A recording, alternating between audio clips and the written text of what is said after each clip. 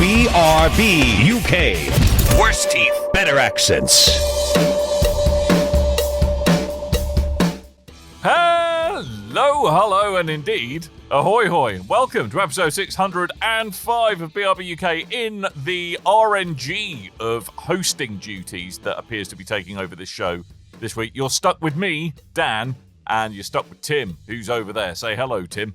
Hello, Tim. How are you? Fine. Yeah, all good. Am I stuck in here with you, or are you stuck in here with me, Dan? Hey? I think you'll find it's the other way around. Thank you very much. And no, I shall not be doing real-time Rorschach face painting on myself for video listeners. I'm sorry. It's a lot of effort. It's a lot of effort, a lot of squiggling, and yeah, probably just not worth it, and makes me look a little bit like someone who's deeply unhinged, or even more so than I already am. You've probably noticed that there is no Coleman this week. Well, there is Coleman, but there isn't a Coleman. Yes. There is a Coleman. He is currently existing in the form he finds most preferable. He's self-defining as a soundboard this week, aren't you, Coleman? There he is. Sad Coleman. He's been licking things on the tube once again. Inanimate objects, I would hasten to add, not fellow passengers. Against doctor's orders. Yes, it's more it's more lurgy related than restraining order related. You'll be pleased to hear. But Coleman has got no voice, or at least the voice he does have makes it. Frankly, we'd have to charge a premium rate to let you listen to it. It's that kind of sexy time voice. 0898 Coleman. Yeah, exactly. 0898 Slim Jim is what it is. I'd buy that for $1. Actually, doesn't sound unlike him. That little soundtrack. So you're probably going to just be stuck with myself and Tim. And we've got a little bit of retracing last week, and just want to say a big thank you to the man called Rick for stepping in for me and Tim. Nice work, Rick. Him and Coleman did a sterling job of holding the fort down, so if you haven't listened to that already, I thoroughly encourage you to do so. But we are going to do a little bit of retreading of what they talked about last week. For the game that Tim and I have both sunk some time into is the Plucky Squire. What did you play it on, Tim? I played on PS5. Me too. Did you purchase the game? No, because I'm not a silly man. I'm far sillier than that. I'm a ridiculous man who pays for the PS Plus whatever. I don't know what I pay for on PS Plus. I pay for the one that gives me games. I don't know anymore. Or extra stupid? Extra stupid, I think, is the flavour I pony up for. Okay. That's the one that gives you all the classic ones as well, basically. That's the top level, top shelf. It is. Yes, top. I don't think that means what you think it means, Tim. There is no games wrapped in the welcoming, tantalising environs of black plastic. They do bend you over on that level, I believe, but still.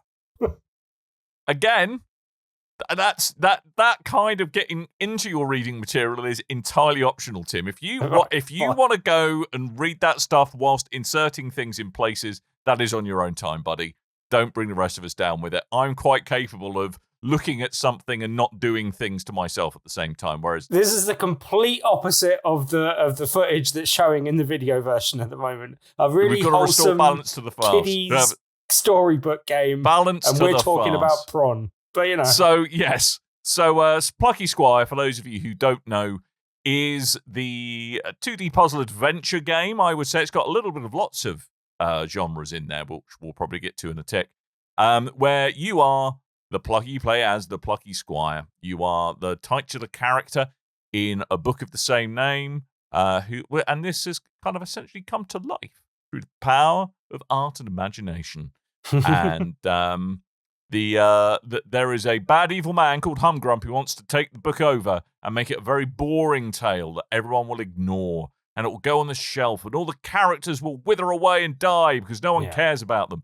And you have got to stop that happening, basically, through being the Plucky Squire. It's very inventive in a number of ways. You spend a lot of time in a very kind of cutesy, beautifully drawn 2D children's book world that I think very much has some homages from like classic 16-bit Zelda games. To me, it feels a lot like that. Interspersed with leaving the book, breaking that fourth wall, and trundling about on a desk. Yeah. Sounds fun. probably more so than I make it sound. I mean, I've heard other people make reference to Zelda, and as alluded to on previous podcasts, it's not that I dislike Zelda, it's just that I never played the classic games back in the day, so I don't have as much affinity for the classic Zeldas particularly.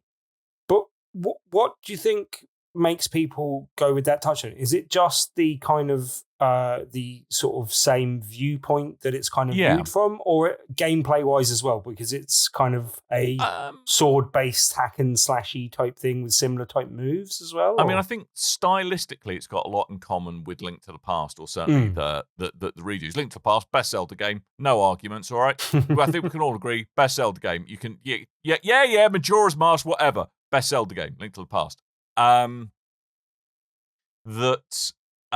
think that kind of 2D kind of straight on perspective look is what really makes me think of Zelda. There are a couple of moves, and that like the sword spin, obviously, that makes you think very much of Zelda, and just kind of the proportioning of the characters reminds me of it, and the styling, certainly the bad guys in armor. Well, but I think it's to kind of reductively call it that does it a massive disservice. I think the way in which you play with the world in which the character exists is pretty cool.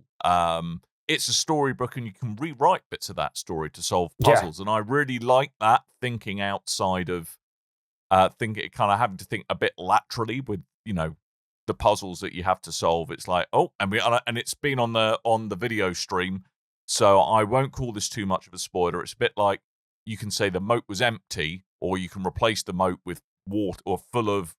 I think was full of nothing, and then you can replace the word nothing with water that you find elsewhere, and that then fills up. Basically, yeah.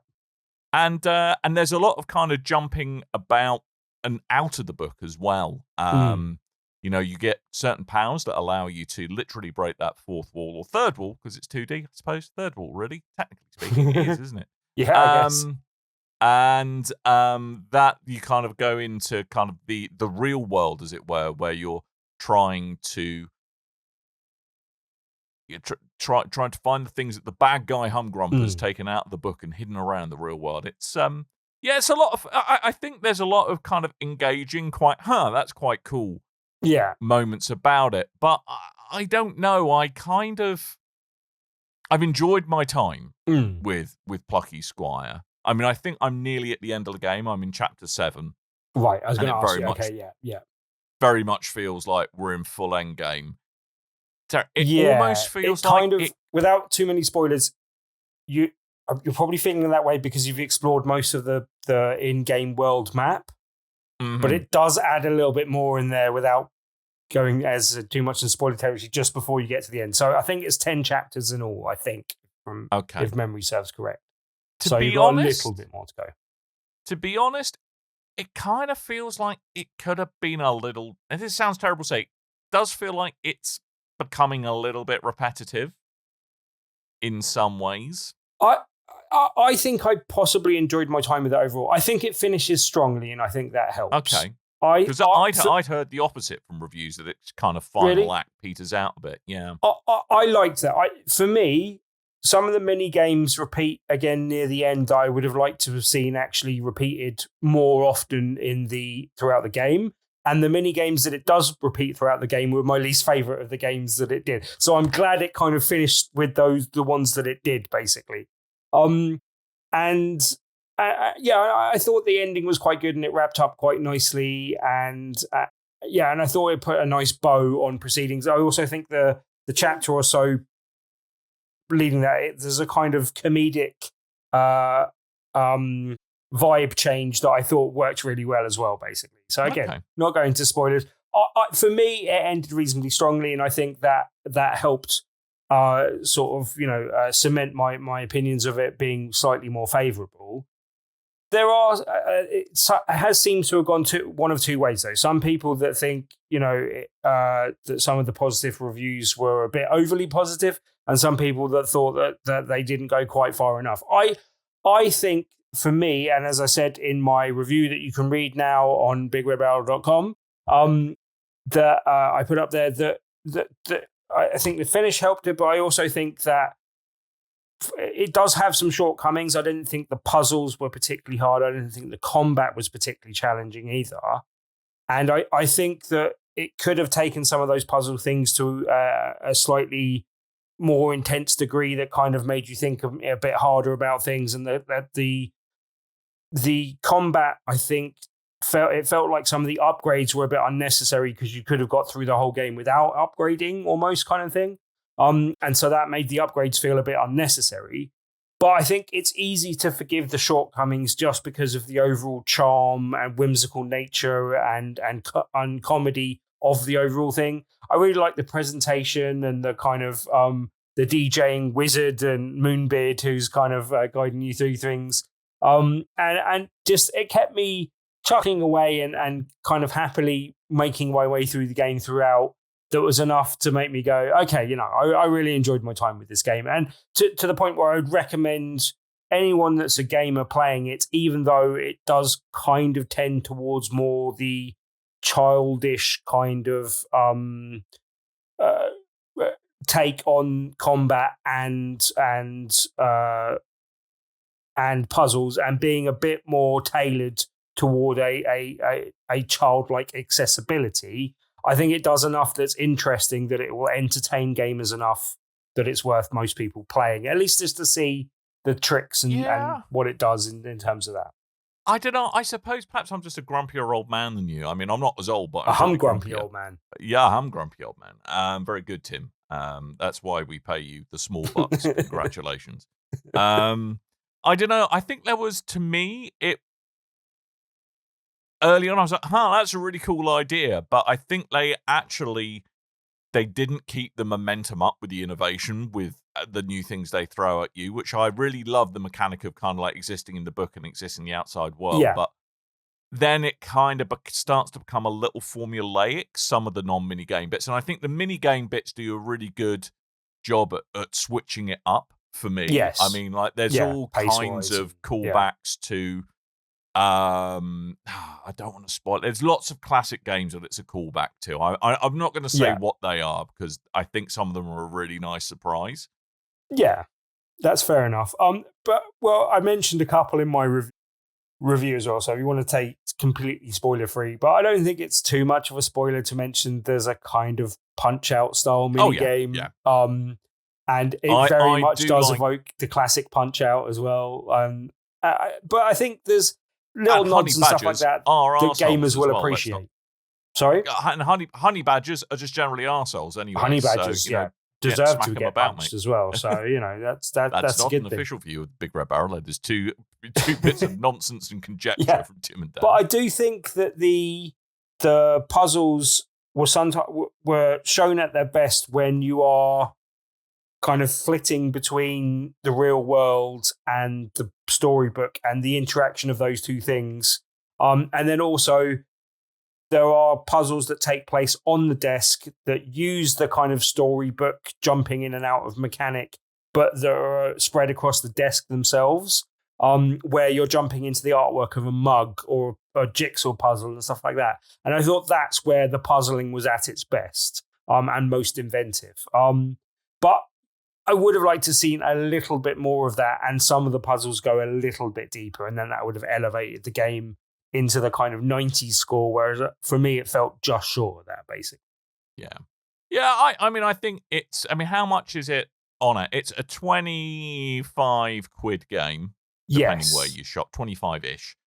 I think if I was buying it, I might want it to be a bit nearer the 15 quid mark, I think. I think 15 to 20 is a nicer price point. I did say that in my review that I wrote on BigRedBarrel.com, that you can read on BigRedBarrel.com, that... Where, Tim? I didn't catch any of that. Where? BigRedBarrel.com. The new look, BigRedBarrel.com, with our new review scales and new reviews. But yeah, I did think that it was a bit on the pricey side. Not too much, but a little bit. I think you're paying a slight premium for the fact that this got a lot of buzz pre-release for, the magical jumping between worlds kind of thing that did get a lot of buzz when it was announced. And I think you're paying a slight premium for that. I also think that pricing it at this price point does give a bit more value to it being on a bit more perceived value to it being on PS Plus. So I think that might feed into it a little bit as well. It took me about 11 and a half hours to complete the game, and there is a bit more gameplay to possibly have because you can go back and pick up some of the collectibles, which I thought were really nicely presented. You get like pieces of concept art, but it also explains the concept art, and there's a little bit of the game behind that. And I thought that added value to that concept art as you went through the game. And so it would be nice to go through and collect all of those things. But I've heard there's a bit of a bug with going back and replaying some of the chapters. I haven't experienced that myself, and I only heard that after I did my review. But generally, I criticised it because there were a few bugs that I came up against. There's a few things where I literally had to quit and go back to an earlier save, which thankfully the save system does account for that and does allow for that, which was quite good. But there was a few bugs that I encountered throughout the game that I was like, well, that seems like that should have been polished out. And look, that hopefully things that can be patched out in the future. And I think with a few of those patches, with a slightly lower price point, it becomes an easier thing to recommend as well. Yeah, I mean, I would love to see if this ends up being really cheap on a Steam sale. I might double dip and see what it's like on Steam Deck. I could see it being a really nice fit for the Steam Deck, or indeed the Switch. Actually, it's that kind of. Although I don't know how much the graphics need to be toned down, and Coleman did say on last week's podcast that it didn't perform particularly well on the Steam Deck, which again, hopefully, to be fair, it was under a lot of pressure. First night nerves and all that. Can get to us all.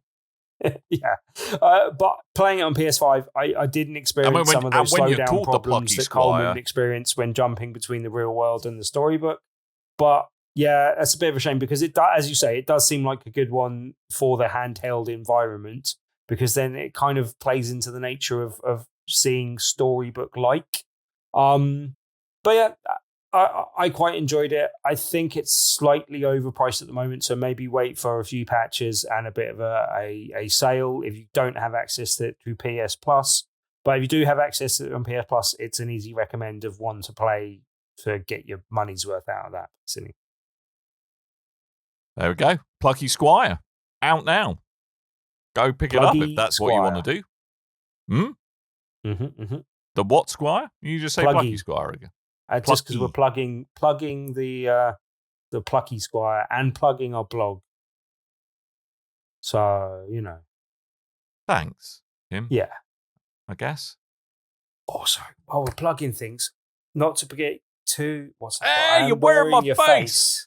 Yeah. Wearing my face. Not to be too Silence of the Lambs about it and stuff. Yeah, wearing my face. Audio-only listeners, I'm wearing the T-shirt of Dan's face this week, just to keep him happy. But a much younger Dan's face. Did you play anything else, Tim? Or surprisingly, are we in a position to get straight to the news? I have played a bit more Star Wars Outlaws. And again, plugging the new site, you can read Coleman's entire review on Star Wars Outlaws. I was meaning to corner him at one point. I don't know what his problem with Ahsoka is. I guess he didn't watch Star Wars Rebels. I don't know, have a soundboard noise that can go affirmative or negative to confirm that. But yeah, that was one thing I picked up in his review. But generally, his review was pretty good. I agree with most of it. That was very non-committal in either direction. I'm guessing that's a no. To be fair, one Wookiee for yes, two he's only got Wookiees one for no. He's only got one noise of Wookiee. Oh, you did watch Rebels. So what? What? I don't get it. Okay. What? Anyway. What?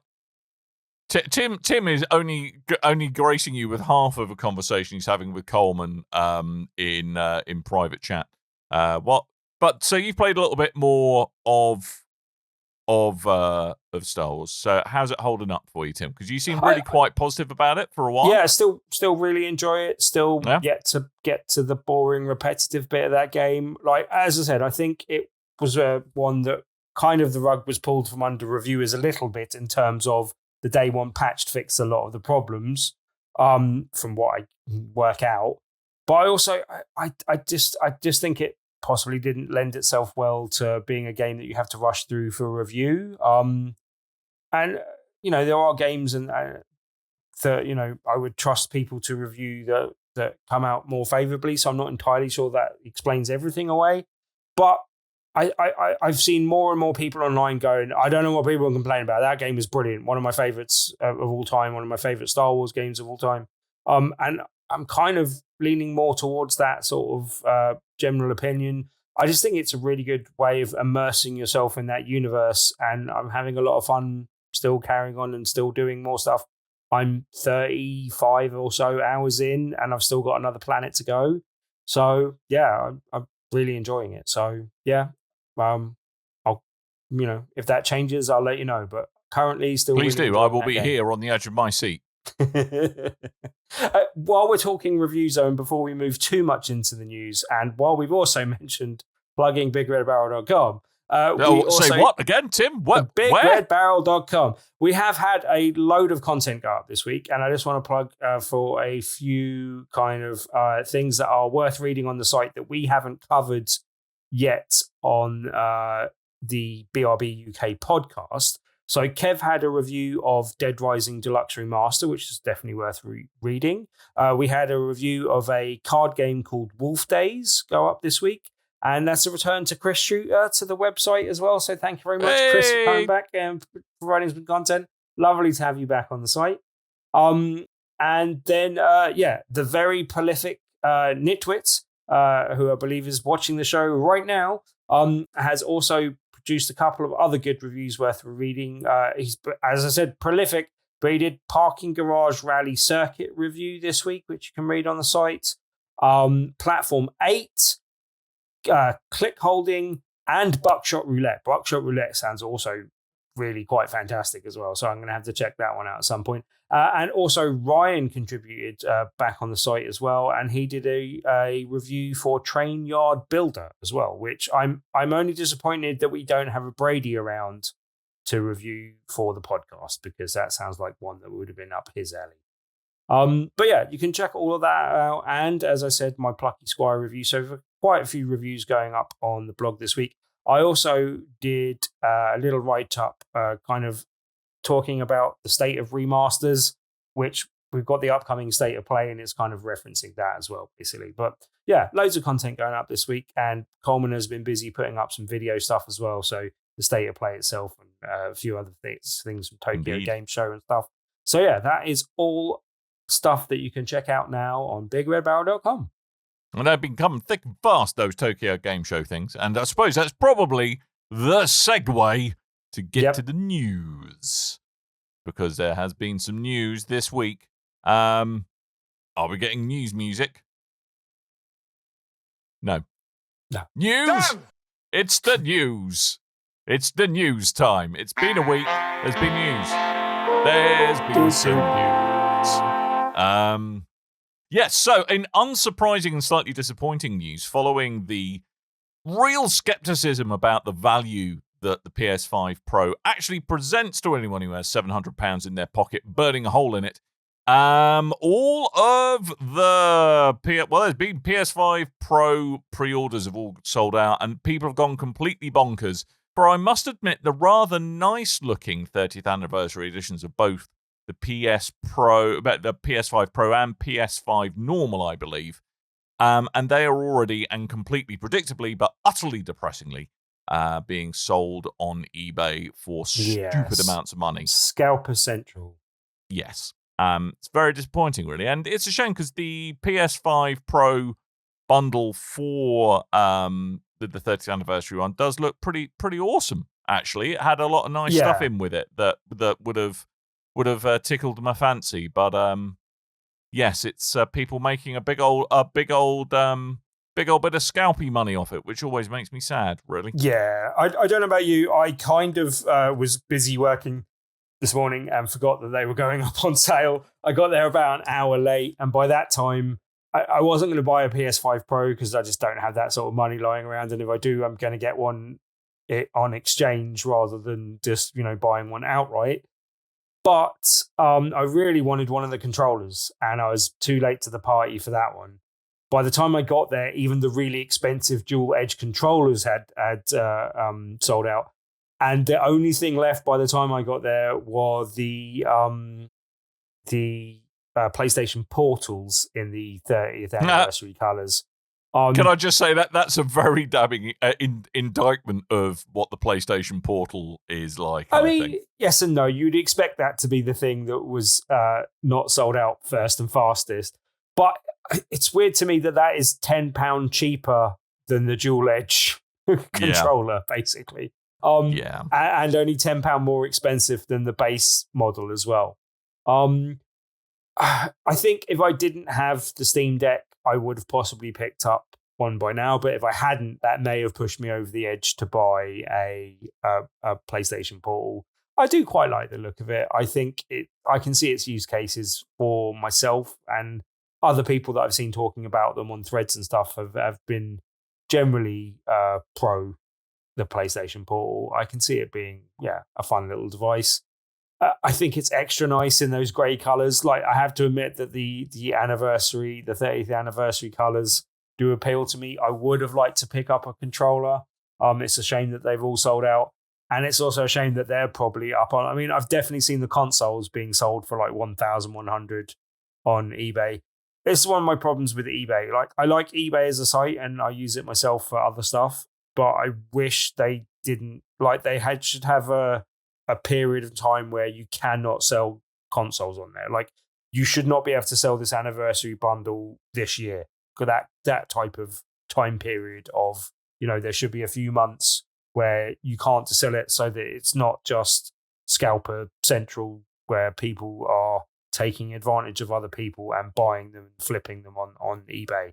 I wish eBay would do a better job of that. And if they don't do it themselves, I wish PlayStation would come down more heavily on them and enforce it.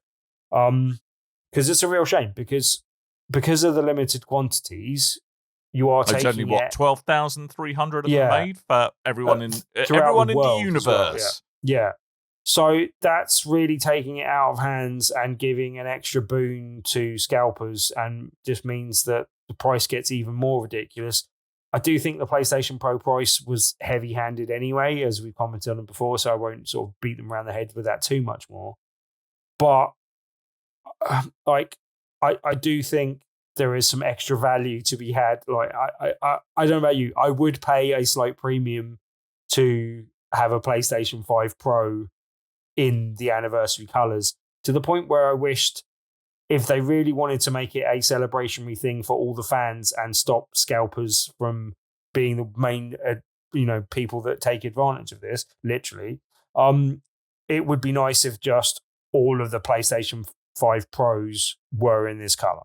Like, I think that would be a better... Or they sold the kit to get you 90% of the way there, maybe. I think, things like the controller, fair enough. Yeah. But, Tim, I could tell you what, if you buy me a tin of grey paint, I will make you a tin of grey paint and some multicoloured electrician tape to deal with the PlayStation logo. I'll make you a PS5 in anniversary colours. How's that?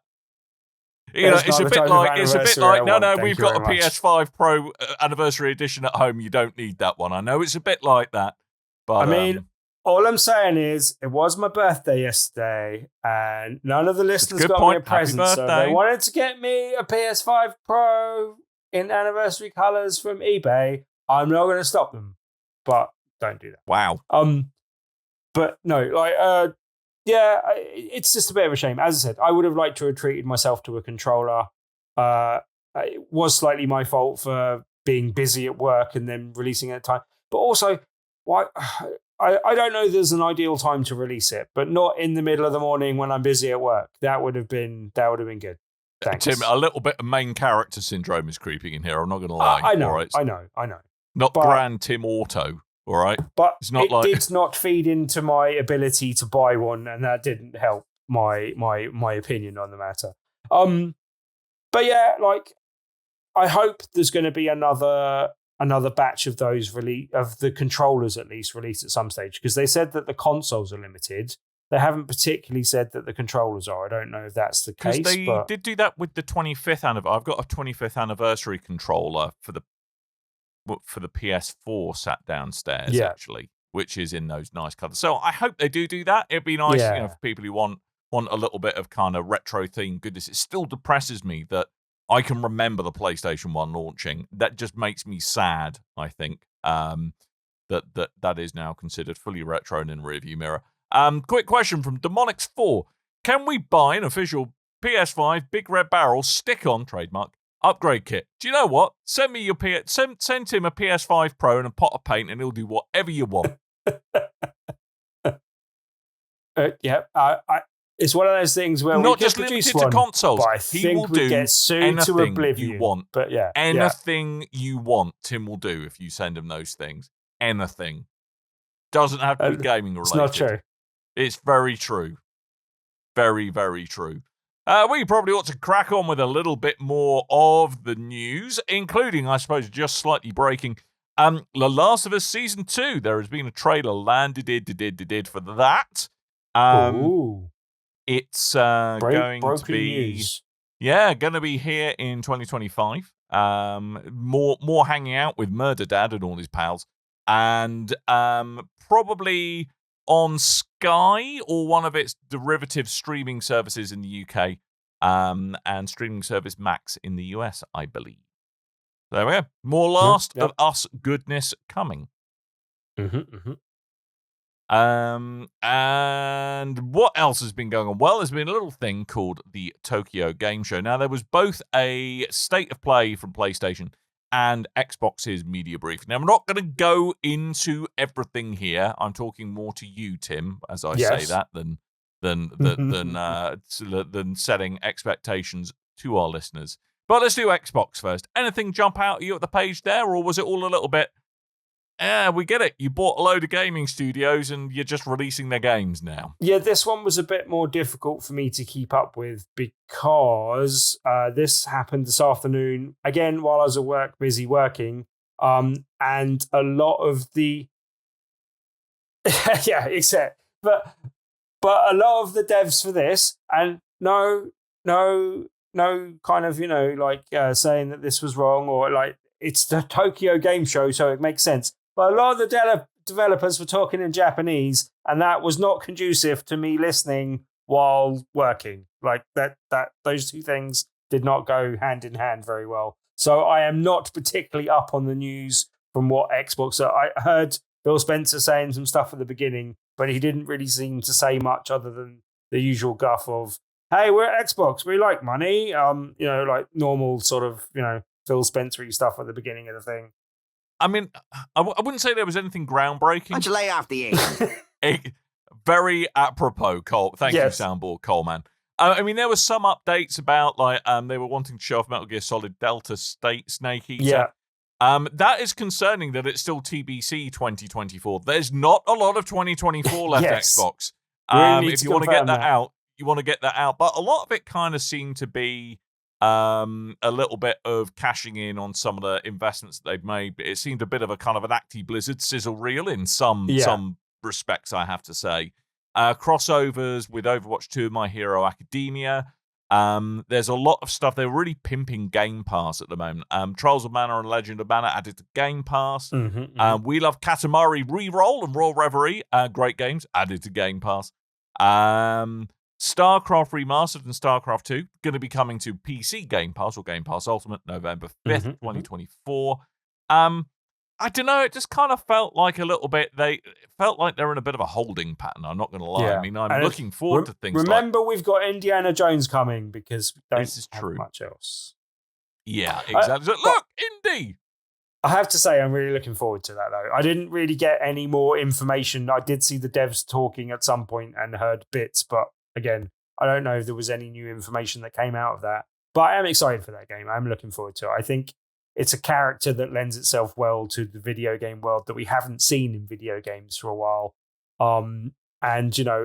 Uncharted and Tomb Raider may have stolen his hat in video game form of recent times, but it's a chance for him to whip his way back into top slot of mass murdering archaeologists. Yeah, I mean, I think always the thing with Uncharted, it was like Indiana Jones without Indiana Jones. Now we've got Uncharted with Indiana Jones is probably how I would describe the Indiana Jones game. So it's all a very confusing state of affairs.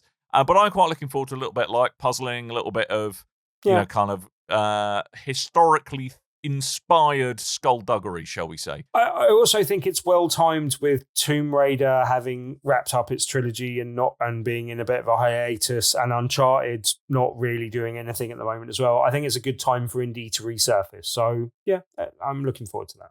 Hey, and good news, Tim. Yes? There's an expansion for Fallout 76 involving pets. Excited?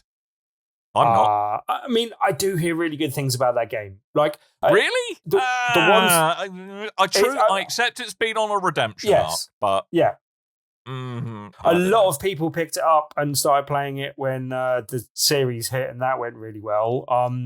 And I do hear that it has, had a bit of a redemption in terms of there is some good content in it now. There are people regularly playing it. I don't know if pets is going to be the thing that drags me in. This whole thing did remind me that I've been meaning to download and play Frostpunk, and I've just been busy with other games and other things going on and haven't done that. But I am looking forward to picking that up and playing that at some point as well, basically.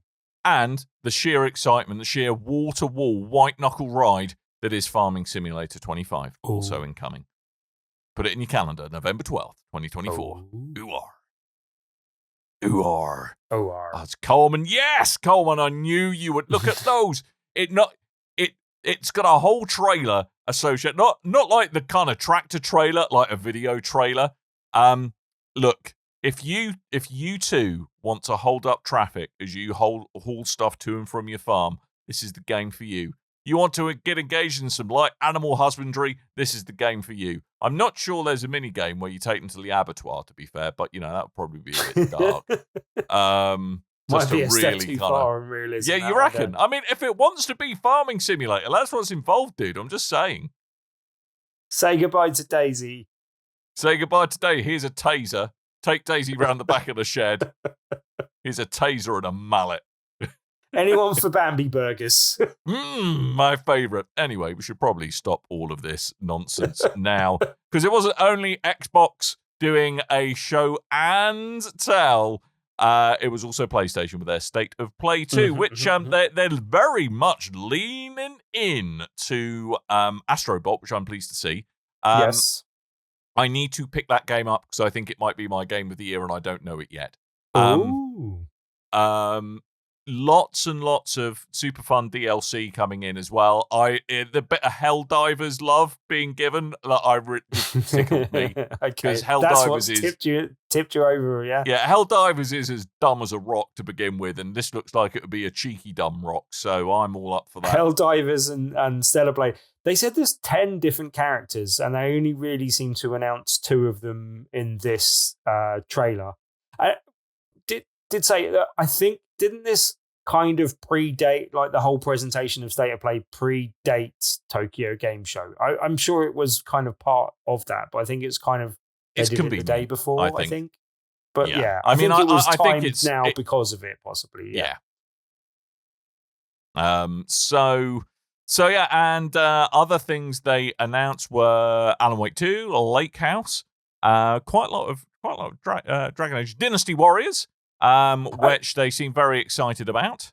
Can I just say, like, Dynasty Warriors is something that I'm attracted to, although I actually like the non-Dynasty Warriors Dynasty Warrior games. So the Fist of the North Star things, and when they do crossovers with other things, that entices me to Dynasty Warriors a bit more. Like the Origins, I was like, what is this the Origins of? They didn't seem to really explain that, and I did do some reading up on it, and it seems to be that it's original characters, but they didn't say original from what. Whether it's the original, I'm assuming they're talking about it being the original game. I don't know, but yeah. Anyway, I'm not entirely sure what this is the origin of when they're talking about Dynasty Warriors. Dynasty, Origins. Mate. Joan Collins is in there. It's a game that I kind of I have a soft spot for. It can be really good fun. Like some of these games have been good, and I could see me, especially if this comes to PlayStation Plus or Game Pass, I could see me having a good time with this game. But I can't see me necessarily purchasing a straight up Dynasty Warriors game. So, to me, what depresses me about Dynasty Warriors is it's a genocidal tirade against people who are unfortunate enough to be born with fewer polygons in their character model than you. Is essentially what it comes down to. That's what Dynasty Warriors is. It's trying to trying to erase from the face of humanity people with unfortunate low polygon counts. It's dreadful, I tell you. Can I say, though, you mentioned Dragon Age the Veilguard and you kind of glossed over it. But I have to say, I mentioned this in the little article that I put up when I was talking about State of Play, but like some of the previews that went out this week for Dragon Age, I was like, oh, maybe I am interested in the new Dragon Age. Maybe I should I'm going to wait for reviews. And then they showed this footage and it completely turned me off it. Like, I thought they were the ugliest ass dragons I've ever seen. I thought it looked really bland and boring. I thought it was a really long fight that they skipped bits of, and it still seemed a bit like it was overstaying its welcome a bit. And SkillUp, who mentioned this, had the complete reverse reaction. He saw the previews and thought, that sounds really boring, and then saw this footage and flipped and went, oh no, maybe I'm interested. But I just don't. Maybe I'm wrong. Like, can other people tell me that if they were interested in this? Because I thought this footage that they showed at this was absolutely terrible. I thought it was gash. I thought it completely turned me off the game entirely. I don't see what was attractive about the footage that they showed. I thought it looked really boring. Like, the one thing I say that looked cool is the combinations and being able to trigger things and stuff like that, like they did in what was the flop game with the armor and stuff that you love to talk about the price of, the BioWare thing. Force armor? No. The game with the sci-fi armor stuff that we bought for like a $5 and never played, and you like to keep track of the price of. What was it called? Anthem, yes. Well, they've taken that system of triggering things and kind of made that work with spells, and you saw that in the trailer. That looked cool. Everything else I thought looked terrible in this trailer. Unless I'm going senile, which footage. could happen. Yeah. Unless I'm going senile, I think you could do that in the previous Dragon Age games where you could kind of queue up and combo. To a little extent, but it looked like they'd taken, because you can't switch between your party members in this Dragon Age, they've taken the system from Anthem where you can kind of, get queue things up. Yeah, you can queue things up that are your powers and your party members' powers so that they combo at the same time, basically, which I think you could do with the AI versions in Anthem. And then obviously, if you're playing Anthem multiplayer, you could just coordinate that and doing that. But obviously, there's no multiplayer in this as well. But I thought, if you're going to call a game Dragon Age, don't make your dragons look like they were made by the kind of kids that have just come into the company. I mean, they could have just featured two particularly skanky dragons. There could be more majestic dragons in there, Tim. This is but a thin slice of the pantheon of Dragonage, you could say. Yeah, and I just want to call this Dragonage as well, rather than Dragon Age, to give it its proper title. Dragonage is what this is. A bit of Dragonage, mate, is what you want. Bit of Dragonage. I don't know. I kind of RuPaul's Dragonage, yeah. Yeah. Yes. Why not? Let's go with that. RuPaul's Dragonage. Exactly. Winner gets £25,000. These dragons were not looking fabulous, I'm afraid. But no, they weren't. They weren't like like a pig wearing lipstick.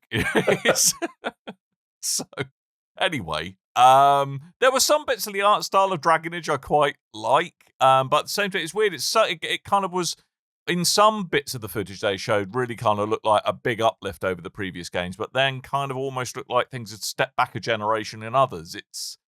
I don't know. I did enjoy some of the mechanics of the earlier Dragon Age games, so let's see where it goes. But I'm still dubious about whether I should be interested or not, and it's probably a bit too close to other things I'm more interested in for me to possibly pick it up. But yeah, I just I'm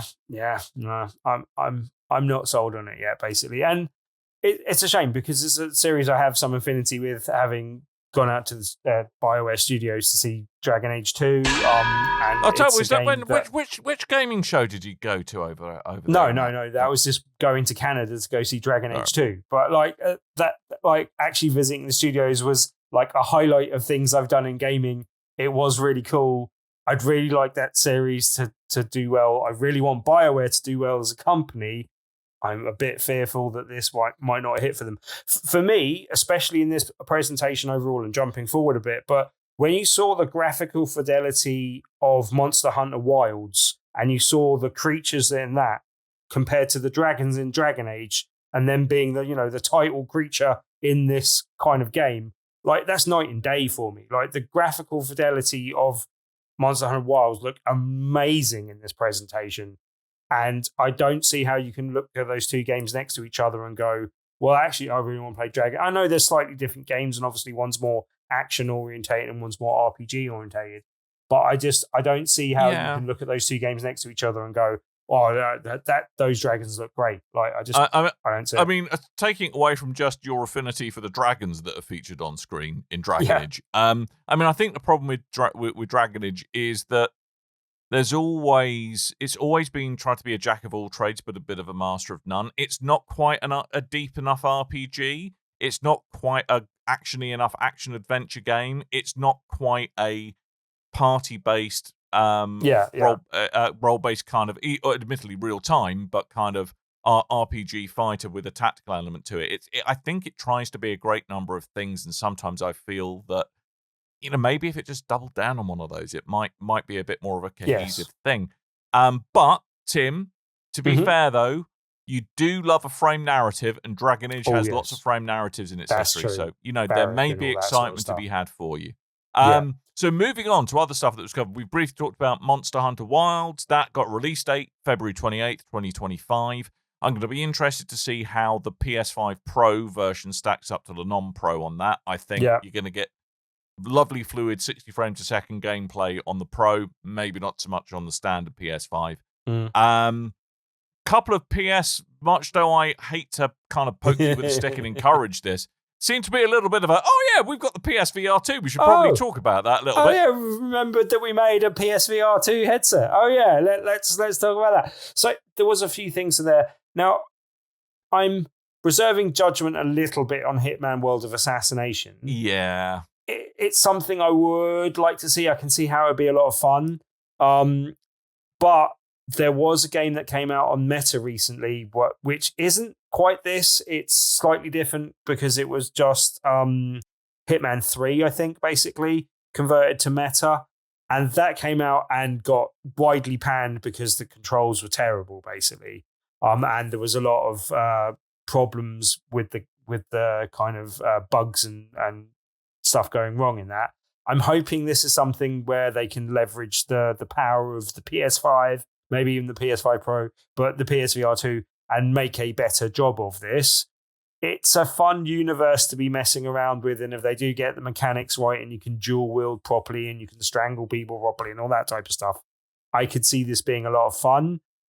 They have also announced a good thing, and we'll come on to this as another good thing for Sony as well. They have already pre-announced that there is an upgrade path for anyone that already owns the game. Yep. And it's $8.99 as an upgrade, and that seems reasonable, and that makes me more forgiving of them re-releasing this, and more likely to pick it up myself as well. So I'm hopeful that that's going to work out well and better than the Meta release. So, or the thing that made me laugh is they were like, intuitive gesture controls, and like the footage was then immediately his wrist bending the wrong way as he attempted to open a door. I was like, yeah dude, that's not a good look. It's not a good look for that. And I hope the level of simulation is good. Like when they show you Agent 47 plugging in the USB drive, I hope that he tries to put it in the right way, then gets it wrong and does it again. It's always 3 times with the USB drive. I don't know why. Yeah. But then Metro Awakening, which is now I'm not sure if we saw the date beforehand, but they're now saying November 7th for the release date for that. That is one that I think came out well from this presentation. Like I'm looking forward to that generally, but it looks fantastic. I think it's a world that lends itself well to the VR environment. This is a game made from the ground up for VR when they're not just patching in VR controls like Hitman has done.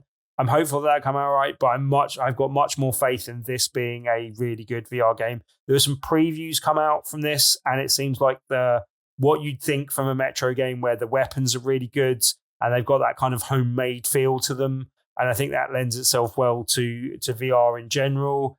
And I think the kind of horror type setting and the kind of radiation kind of mechanics with you having masks and stuff on, I think that's going to lend itself really well to the kind of oppressive feel of a VR game as well. And so, yeah, I'm really looking forward to this one. This is one of like 3 big games that are coming to VR, and one of those, the other ones was Behemoth coming to PSVR 2, and that's been announced this week that it's being delayed till next year. Wonder has already been delayed, so this is kind of the big hope for PSVR 2 this winter. I believe Metro Awakening might be coming to other platforms as well, but I think it's probably going to look its best and shine most brightly on PSVR 2. So that's where I'm planning to pick it up, and that's awesome. Obviously my VR platform of choice. So that is going to be good if that is going to be the case. The other game that we saw that is coming to flat screen as well, but has got PSVR 2 support that they talked about here, was the Midnight Walk. And that was that was the only Jesus out of me. Yeah, that was the only one that was a big surprise. Again, a horror setting that kind of lends itself well to VR.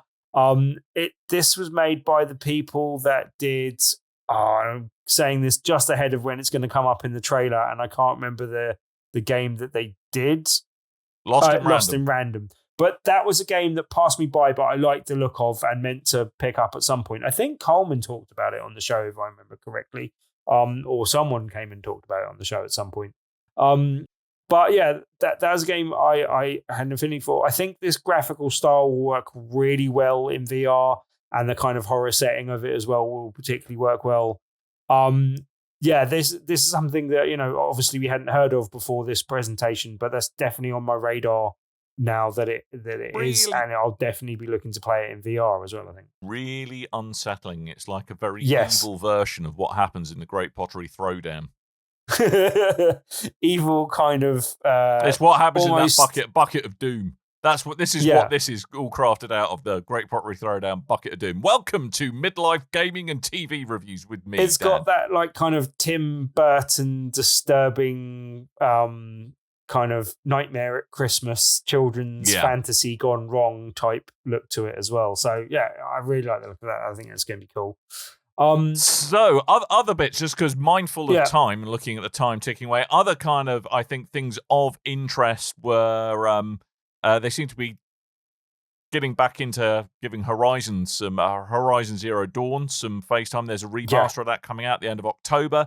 Again, a similar kind of like £8-9 upgrade if you already own it.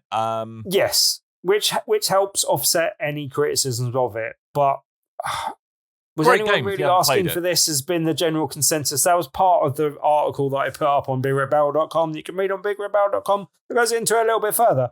But is this a remaster that people really want? I can understand them wanting to do it. Is this the result of Herman Hulst just being in the senior position that he is and dedicating resources to Guerrilla? So to be fair, Guerrilla's not actually doing it. It's Nixis that's doing the I wonder if actually it was part of speccing out what the PS5 Pro might be able to do, because they have released Horizon Zero Dawn on PC where they were able to perhaps flex some extra visual bells and whistles, and whether or not this was part of perhaps stress testing what they could now do on PS5 Pro. That's complete conjecture from me, but I wouldn't be surprised if this was born out of a little bit of that.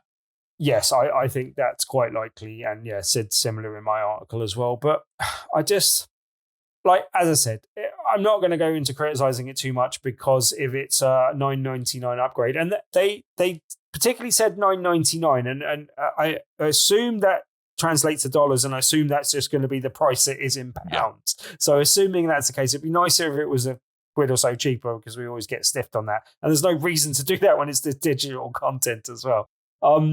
But yeah, like I don't know, like I had no interest in this if they were trying to resell me the game again at a premium price.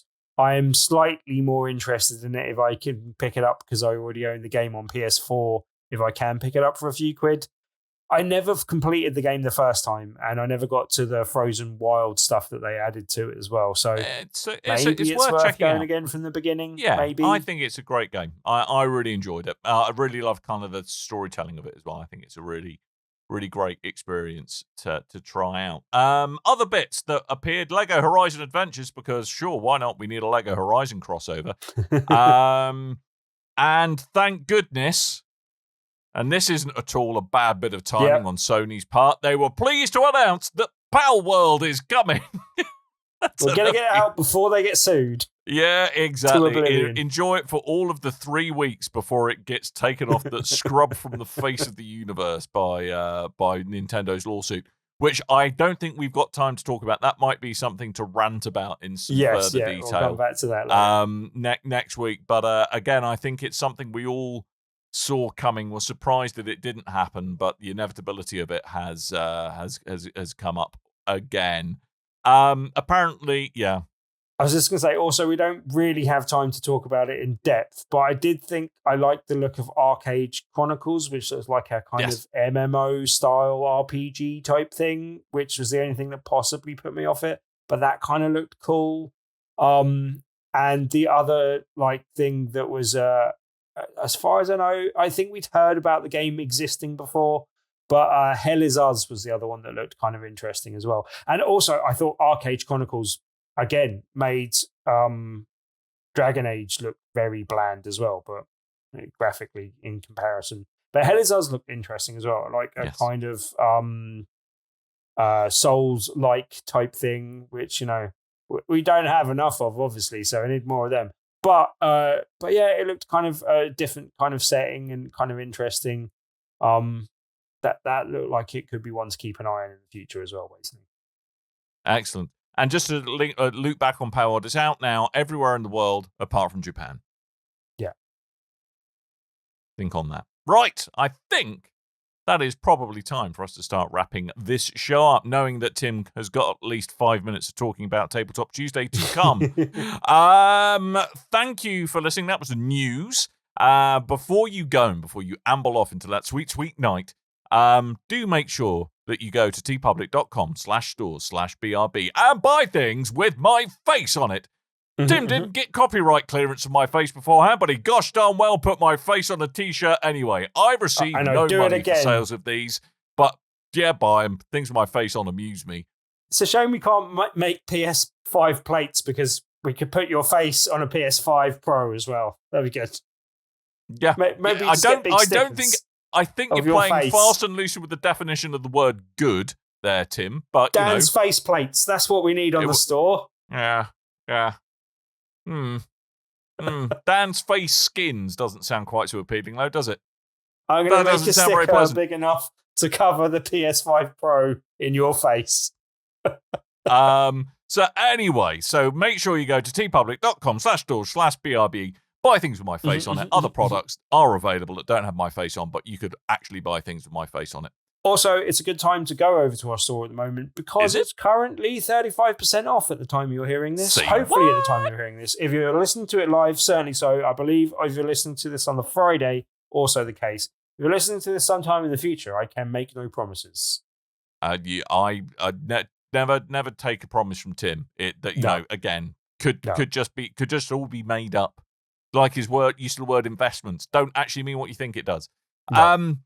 Yes, but not all things with my face on. There are tabletops with things on them that exist on a Tuesday. Tabletop Tuesday on a Tuesday. Tim, tell me about Tabletop Tuesday on a Tuesday, and specifically this Tuesday. Tabletop Tuesday is indeed on a Tuesday, and almost each and every Tuesday of the year, you can come along to Tabletop Tuesday at the Loading Bar in Stoke, Newington. Most weeks we have a different feature game. We play that feature game. You can win a copy of the game on the evening just by trying it out that evening. What is the featured game? Except for the first Tuesday of the month, which is next week. No. So we don't have a featured game, but we are running our regular social games night. We'll be running games of Blood in the Clock Tower, which is free to play, beginners welcome. It's a really cool game where there's different people assigned different roles in the villages. One of you is a traitor that's trying to kill off everyone else in the village, and then all the other villagers have got to work out who that is. And depending on the amount of players, there may be other people siding with the evildoers. And yeah, that's a really good fun game, and you can come along and play that for free this Tuesday at the Loading Bar in Stoke Newington. But you can also come along, and we are doing a draft event for Star Wars Unlimited. as we do every first Tuesday of the month. This week, though, we are particularly doing a draft event for set 1. So that is... generally, we've been doing draft events recently for set 2, which came out a couple of months ago for Shadows of the Galaxy. But we're going back to the original... I was going to say Twilight of the Republic, but that's the third set coming up. But we're going back to the original first set. So that's the kind of launch stuff. And we're doing an event for that because that has come back into stock. So we're doing an event for set 1. That is £15 to enter, but you get more than £15 worth of cards. So definitely worth coming along and doing that. If you want to try out Star Wars Unlimited, it is a good way of doing that and a good way of getting introduced to the game. Kind of levels the playing field. That means you're not going up against highly competitive decks. Everyone gets to make their deck on the night, so it's a bit more kind of fair and doing that. We've got some places open Random for that. decks. Places are limited, so you do want to book in for that ahead of time. Either message me on our meetup.com or just generally contact and email me through bigredbarrel.com or tim@bigredbarrel.com. And it's also, that is listed on the official Star Wars Unlimited site as well, so you can find out details there. Look at us hitting the big time. You can also go to the brand new looking and lovely, brand spanking new bigredbarrel.com. Thanks to Mr. Coleman for doing all his hard work on there. And for Dan, we've mentioned Coleman doing some of the front end work, but Dan's some of the back end work as well. So good work. I am particularly good at working back ends. I'm you like good. Technological twerking is how I would describe it. I mean, it's all those years of doctoring and prostate exams that made you very good. They're actually quite different setting up a web server and doing a prostate exam. I'm just going to put that out there. I was just talking about your work on back ends, that's all. Yeah. But anyway, getting off topic, very much thanks to them. But if you do want details of Tabletop Tuesday, there are more details on the top right-hand side of the kind of sidebar of bigredbarrel.com, or you can search for Tabletop Tuesday on Meetup. That's Tabletop, 2 different words, Tuesday, although it shouldn't be, on meetup.com. And join the over nearly 2,200 members. And I think we've had over 266 reviews and averaging a review score of about 4.8 out of 5. So that's pretty good. Very highly rated. Lovely event to join. Come and join us any Tuesday. This Tuesday, we've got a couple of special things going on. And you can find more details on meetup.com or on bigredbarrel.com. Splendid. Well, I think that is pretty much it for the entire show. Make sure you trundle on over not only to bigredbarrel.com, which, as Tim's mentioned, ad nauseum, has got a fresh lick of paint. You can also find us on X, Threads, and Facebook at Big Red Barrel. And if you trundle on over to our website, you can also find a nice link to our Discord server. We still haven't hit enough of a big time to have our own vanity URL for that. Instead, it's discord.com/invite/mintuhafwa is what Mintuhafwa is how I like to describe it. Link in the show notes. And we do like to hear from everybody who listens to the show. If you have a question, let us know you've got a question. There's a chance we might read it out. But I did just want to, although it's not a question, just shout out Dragon Master Kale, who I understand's had a little bit of a trying time recently, and somehow he must have been so desperate that we made him feel better about the universe. So that gives you an idea of how rough a time he's been having. That's pretty rough. Wittering. But we are glad to do something to help. That is good. Indeed. That's why we're here, literally. So we got big love, Dragon Master Kale. I hope you and everyone's doing all right. Thumbs up to you. I do have a question, though, Mr. Dan. Yes. It's a quick one, so hopefully you have an answer for this. Okay. But what is the best game you've never played? As in a game that you think you'd really like, but you've never actually got round to playing? While you're thinking, I'll give you some thinking time. Just because I subbed up to get access to the Plucky Squire, I did actually upgrade my PS Plus thing this week to PS Plus Extra, hence the fact that I get access to it. And in doing I decided to rectify one of these things for myself by downloading Red Dead Redemption 2, which I've never actually started or ever played at some point. And I think that was probably my answer to this question of, that's the best game I've probably never played. I think I'd really like it. I've never got round to playing it. So have you got something that fits that description? Yeah, for me, I can straight up just say Astrobot at the moment is the one that's top of mind. Okay. There we go. Astrobot. Yep. There we go. I don't think that's showing up on PS Plus Extra Fancy Pants version. And just put that out to our listeners. Obviously, they don't have time to answer it now, but maybe answer it and we'll come back to it next week, or put it out on the Discord and see if you've got any answers to that question. What is the best game that you've never played? A game that you think you'd really like, but for whatever reason have never got around to playing? Good question. Good question. Right, well, that's it for this show. If you have enjoyed us, feel free to leave us a little review on any podcast imbibing service that you use.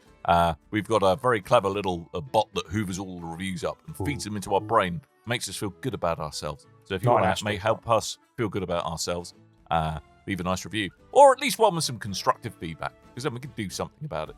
Saying that Tim's face is rubbish is not great feedback. We can't do anything about that, can we, Tim? Your face as well.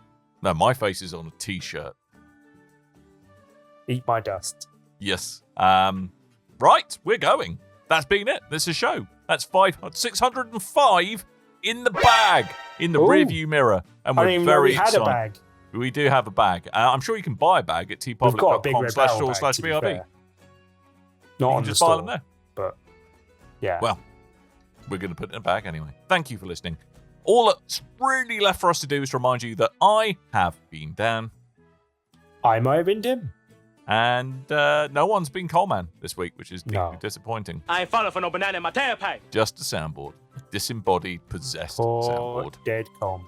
A Ouija soundboard, if you will, is what I think how From we would beyond the describe. grave. Yes, indeed. Get well soon, Coleman. Yeah, everyone wish Coleman to get well soon, because we can't do this without him. So, yeah. Yep. So, we're going. We'll be back next week. Hopefully you'll be here to listen to us witter on. And until next time, dear listeners, toodle bye.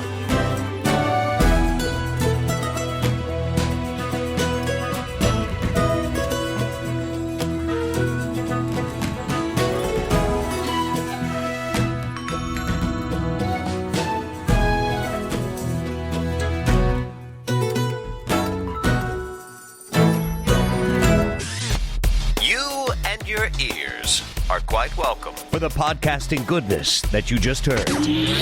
Why not roll on over to BigRedBarrel.com for more podcasts, news, reviews, and videos from the biggest, reddest site on the internet, BigRedBarrel.com. Which, when you were saying this off mic, I didn't understand what you were saying.